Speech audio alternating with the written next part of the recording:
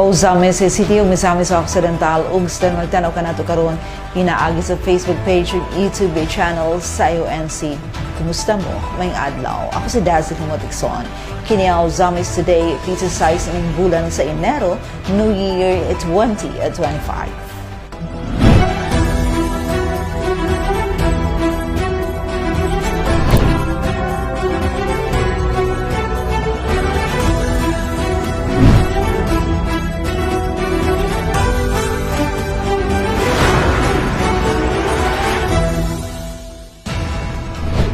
Sa tuwang mga headlines.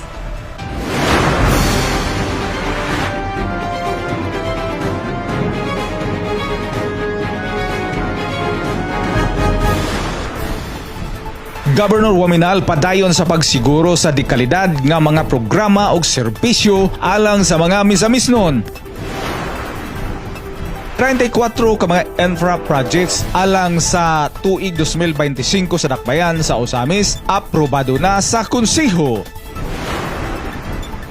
Libreng medikal nga serbisyo pinaagi sa Asenso Free Hospitalization Program ni Kong Ando Waminal padayon sa pagtabang sa mga misamisnon. SK Federation sa Ozamis nagpasalamat sa ligon nga suporta sa Asenso Administration atol sa year-end fellowship. Sumada sa mga ordinansa nga napatuman sa tuig 2024, gibutyag ni City Councilor Tapayan. Kapin sa 39,000 nga hospital bill sa usa ka inahan nga may tumor sa ovary gi-zero. Dakong pasalamat og kalipay gipaabot.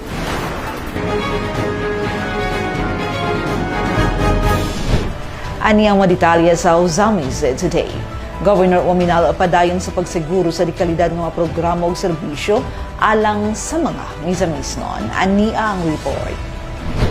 Walay ulan o init ang makababag sa pagtrabaho ni Misamis Occidental Governor Henry S. Waminal aron masigurong mapaabot kayod sa katawhang misamisnon ang dekalidad ug pinakamaayong mga programa ug serbisyo. Naila na siyang kakugi ug dedikasyon sa trabaho nga naghatag kaniya sa moniker nga the very hard working governor. Wala panumbalingan ni Governor Henry ang grabing kainit sa adlaw ug gisugdan ang bagong tuig 2025 pinaagi sa personal gayud nga pagsusi sa duha ka mga major projects sa iyang administrasyon. Gibisita sa gobernador ang ongoing construction sa usa ka world-class tourism destination unya sa probinsya, ang Asenso Misamis Occidental Resort and Aquamarine Park kun Amorap nga anaa mahimutang sa lungsod sa Sinakaban. Naila na sa iyang hands-on approach sa matag proyekto nga iyang giimplementar sukad pa sa iyang pagka-kongresista sa Distrito 2, pizza 3 ning bulan sa Enero, gihimo ni Governor Waminal ang on-site inspection sa Amorap uban ang Provincial Engineering Office team nga gipangunahan ni Engineer Ofelia Gore aron personal nga mamonitor ang kalambuan ni ini nga inisyatiba. Ang Amorap gitumong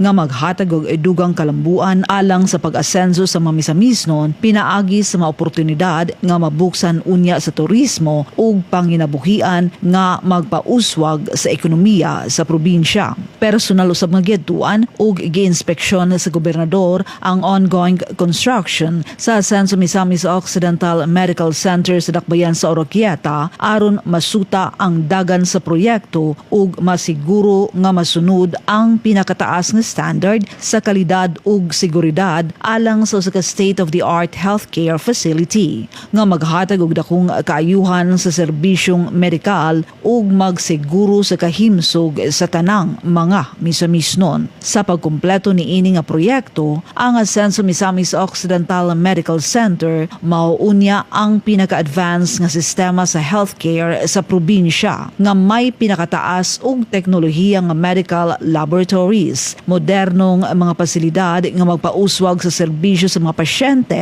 ug takus nga mga medical personnel nga magtagana sa pinakataas ug kalidad nga serbisyo alang sa maayong nga panglawas.